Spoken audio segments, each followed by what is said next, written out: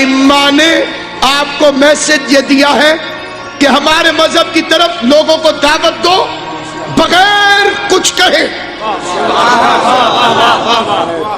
آپ بغیر کہیں گے نہیں کچھ تو کیسے دعوت دیں گے؟ نہیں، کردار ایسا بننا تمہارا چشم شیعہ ہو جائے،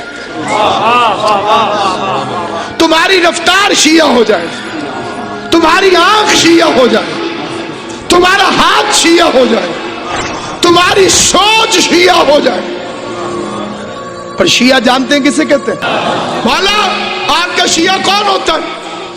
فرمایا جس کی تنہائی پاک ہو.